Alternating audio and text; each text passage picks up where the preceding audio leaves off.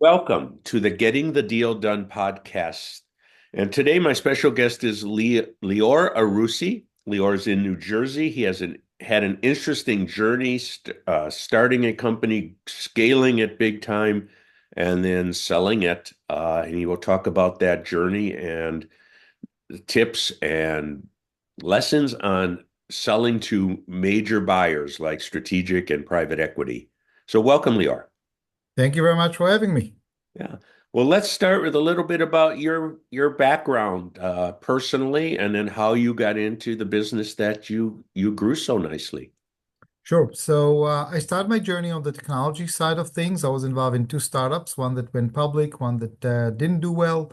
From there, I moved to HP. I was involved with HP Internet Security Division, so kind of a big corporate experience, another big corporate experience after that.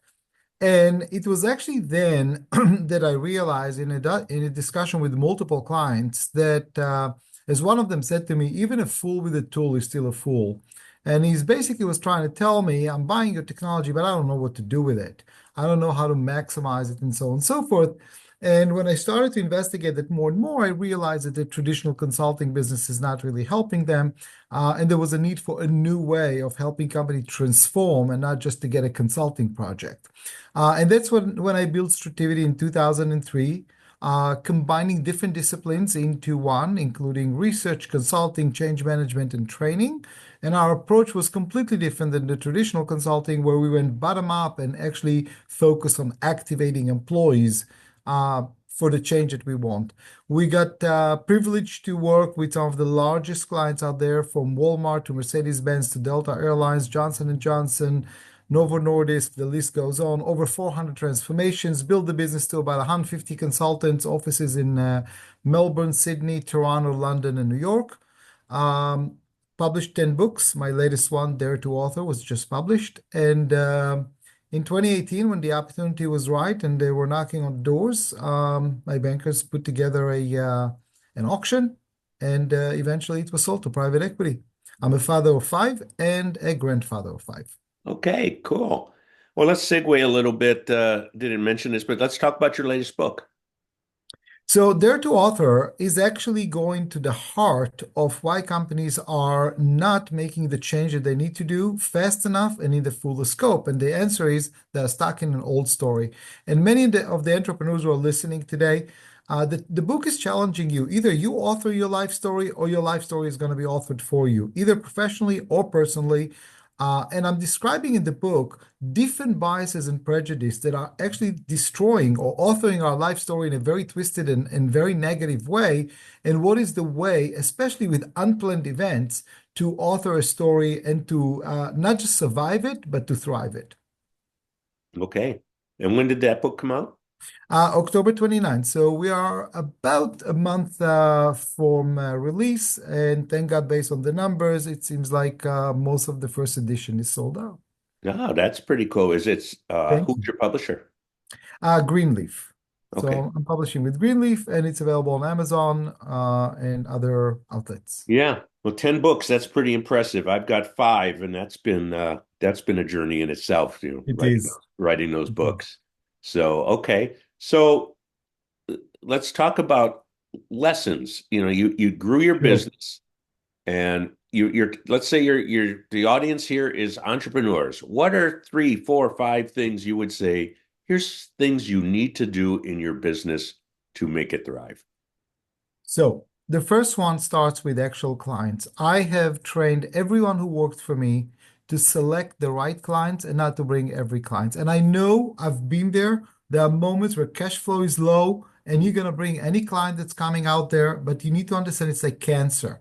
And when you bring the wrong clients, what you do is you take profitability from the good clients and you sponsor the wrong clients, and then you don't have time to delight the right clients. So be careful about who you bring into the fold. Not every client who knows how to spell your name or has a budget is the right client for you. So develop the right model, who's right for you and who's going to be profitable and who's not. So that's the first one.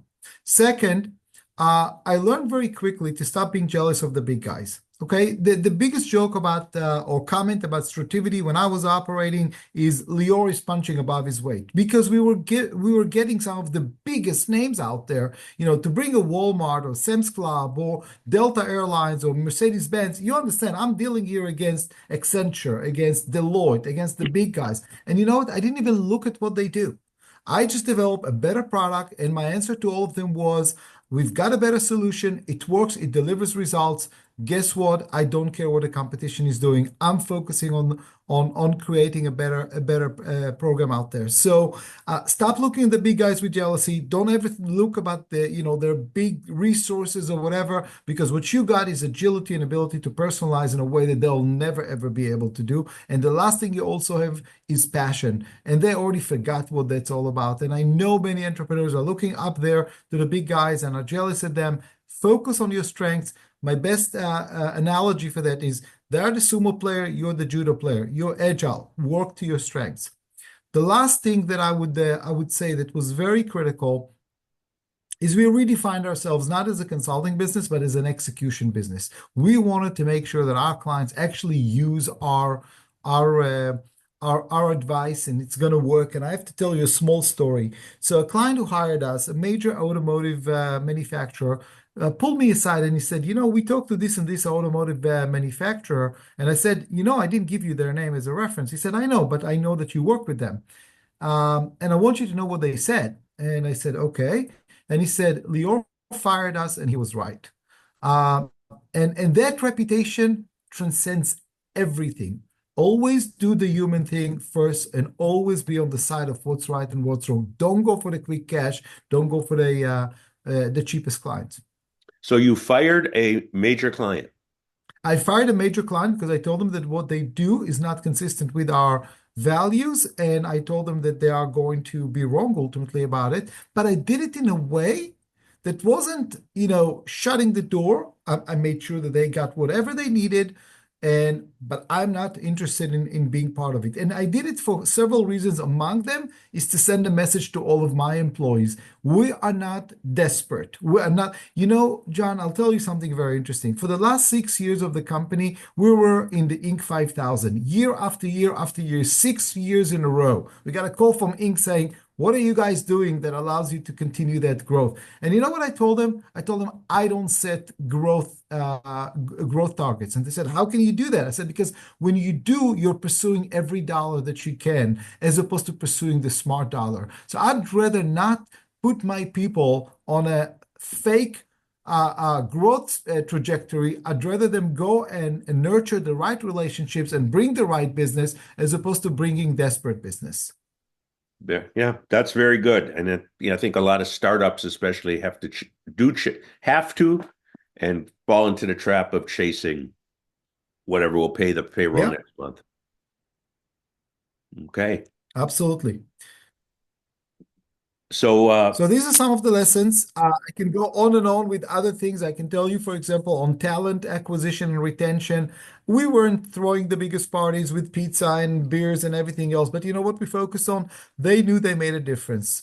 We had two primary definition for our employee engagement. Do you understand the impact that you make on people? And do you have the tools and authority to get the job done? And as long as we were there to make sure that they are stretched to new ideas and new possibilities, and they're making a difference, and they see the difference on other people, and we spend time in our staff meetings talking about the impact that we are making and constantly asking, what do you need in order to rise up? These were our retention. I can tell you, we got recruiters calling from McKinsey, from Bain. My people would not move. no. Yeah, and I talk about in the M&A business that one of the key things owners should do is be able to hire and retain great people. And you're you're Yeah, you're proof of that. You put a lot of value in your people and let them know that they absolutely. were making a difference. They were helping. They were helping. Absolutely. Yeah. So you got to the point where it was I need an exit or I want an exit and do something else. I call it the next great adventure in life. And you were selling the business. Talk about that journey and some of the lessons that you learned there that would help others who are selling in that I call it the professional buyer market, strategic buyers, private equity, family office. So we were on the radar screen for several years. We were also listed in the consulting magazine top 40 companies. We were at Inc. We were getting a lot of traction and attention because we didn't have big marketing budgets, so we always used thought leadership, and people saw who are we serving and so on. So I have to tell you, probably I had three rounds throughout about 4 or 5 years of considering selling. And I remember when the first deal fell through because they changed their mind at the last minute, I was so devastated. And I mean, I felt like it hurt my achievements and my ego and this and that. But you know what? A couple of years later, I sold it at three times the original price that I was offered before. So you know what? You never know. And unless you're really desperate for cash flow, please don't get disappointed. You'll find another one. Eventually, there was an auction. We got one offer. One quick lesson: the highest offer is not necessarily the best offer because I went originally with the highest offer. And then what they did is during due diligence, they were trying to constantly move the price from and move more from the original price to earnouts. And the first time I said okay, but the second time I'm like, guys, I don't trust you. I just don't trust you. And by the way, that's another one. If your gut feeling tells you that something is wrong there during the due diligence, guess what? This is dating. If they're not even behaving during dating, what's going to happen after you're going to get married? So You sound like me that's talking. I'm lesson sorry to number interrupt, but one. you sound like me talking to clients and prospective clients, buyers, No, no, no, sellers. no. I'm If telling your you. gut tells I'm you telling you. I it's wrong, remember. it's wrong.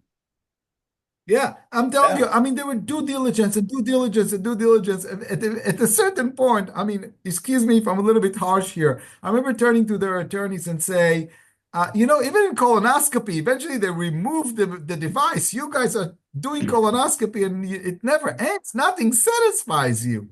So sorry for the harsh example here. But I mean, we were further along, we negotiate everything, and then last minute they're pulling another shtick of those of moving things to earnouts.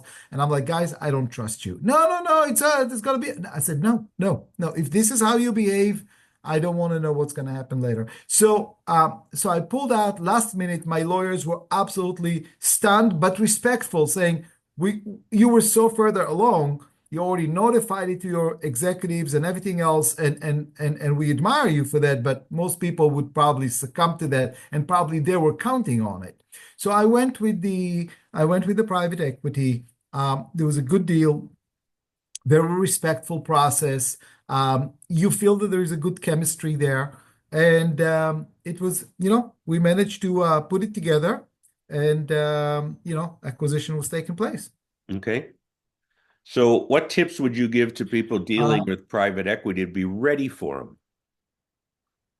so couple of things. Remember, at the end of the day, you have your spreadsheet and they have their spreadsheet. You need to try to understand what's on their spreadsheet versus what's on your spreadsheet. They might be making certain assumptions that you're willing to sign off on or not. Okay. A second thing is look at business models. For example, in my situation, I was selling large contracts that took longer to nurture. They were used to more of a quick wins. Make sure that they understand what they're signing up for, that they understand your business model, and that they have the tolerance for that. Because they were acquiring companies that are selling $100,000 consulting projects. We were selling two, three, $4 million projects. It's a different thing. It's like they're playing basketball, I'm playing football. So I'm scoring once a quarter and I'm happy. They need weekly whatever. So make sure that they understand that. Second, from a financial standpoint, they're experts on financials, and therefore you need to be as savvy in how to manage what you present to them, what's below the EBITDA and what's above the EBITDA. Otherwise, you're going to get screwed. And I have to tell you, this same company acquired another company after us. And I found out that the other company, because they were more savvy than me, fired 10% of their staff. Okay, fire 10% of their staff in the year of in order to improve the EBITDA, where they knew they're gonna have to hire them the following year, but they wanted to improve the EBITDA. I was a bit naive about that. I was running my usual business. These guys were much more smart about that. So playing the finance game and so on and so forth. They were, by the way, laughing at me because I was writing my books on two. I had cash flow and I had traditional accounting. And they were laughing at me for running cash flow. I said, guys, I go to the ATM machine. I know exactly how much money I have and what I can work with. You guys are playing with with your method, but you don't have the cash. You are in debt. I had no debt. I was selling a business with absolutely zero debt. I had to Hmm. take cash back because I was keeping some cash to finance the ups and lows. So that's the one thing you need to be much more savvy and understand how to structure your financials to be suitable to maximize whatever multiplier you're getting on your EBITDA. The other thing I would submit to your consideration is please do not assume that they understand your business or can accelerate the business from a sales standpoint. They are finance people, that's all they know. They will make assumptions that if you do not know them, you may find yourself in trouble. But they are not the professionals on your business and they cannot tell you how to run it better. So if your reason is exit, then sell the business and run out. Don't even stay. Minimize earnouts. You're not going to like what they're going to do to your business afterwards. If your reason is strategic growth, make sure that the experts for the strategic growth are not coming from them because they are not those people. They are finance people, they are spreadsheet people, they are not your experts for growth. Okay. Did you stay on after?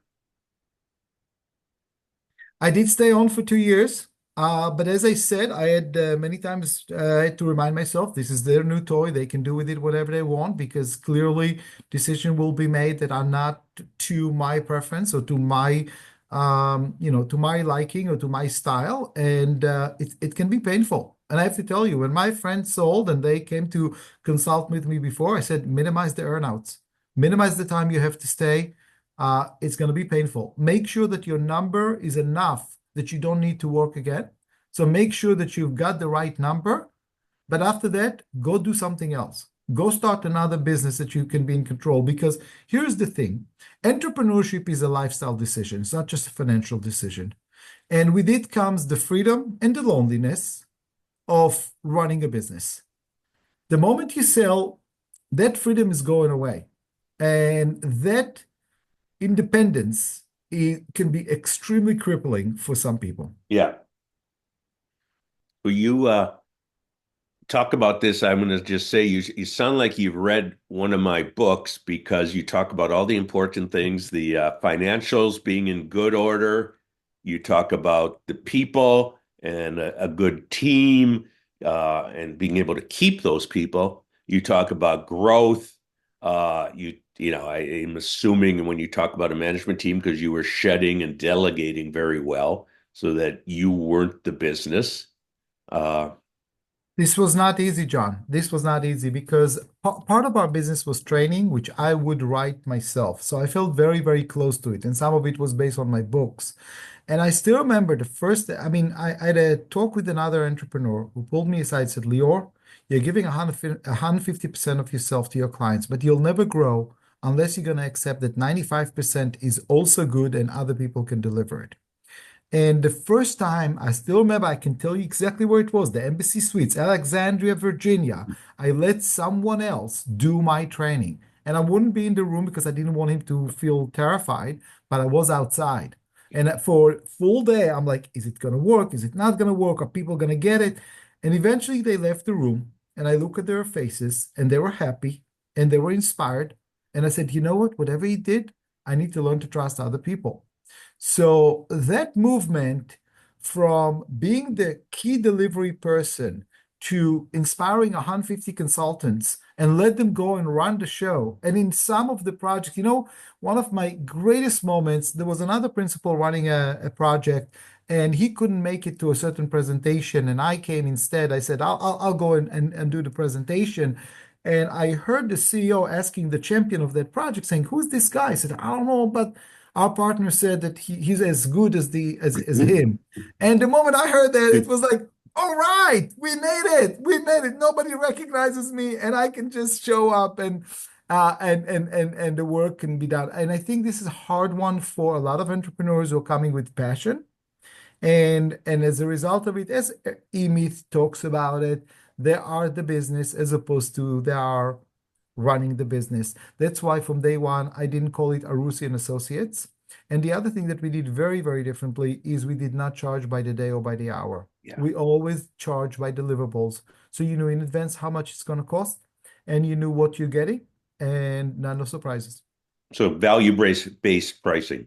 Totally value-based Yeah. pricing globally. So I can pull the experts from wherever they are. I don't have to do, that's a different P&L. So we don't want to share people because then I have to do a chargeback to the other office, which is exactly where Accenture and EY are, because their P&L is regional. So even though they show the client that they have those experts are not going to show up because it's going to cost the local office money to pay for them, and they don't want to do that. Yeah, no, I get that. And you talk about the founder thing, and I have a small business with my daughter, and we have one other associate right now, and I just have to step back and say, you take this over. You make these calls. You work with these prospective buyers, and I've seen it in a lot of owners of all size companies that it is hard to let go, but it is one of the key factors to building a business with value rather than just a job. Yep, absolutely. Yeah. Well, do you have any final thoughts? This has been great. Your tips have been fantastic. This is one of the best discussions I've had on a podcast. I really appreciate it. Thank you. Final Thank you. thoughts? Final thoughts again. Life is full of unplanned activities and events, and embrace them and write your own story as opposed to let them write yours. Our success is a combination of the conditions we create and the opportunities that are being bestowed upon us, and embrace them both. Okay. So right now you have a company called Imprint CX. Correct. Is that the website? Imprint. Imprintcx.com, or they can go to liorarussy.com. Either way, they'll come to me. And we can, again, on both, you'll see a wealth of articles and discussions that you can, I'm sharing openly with people. The new book, Dare to Author, is another great source, and just reach out. Let's talk. Okay. Well, thank you so much for being here. Thank you. It's very enjoyable. Thank you. Take All right. care. Bye.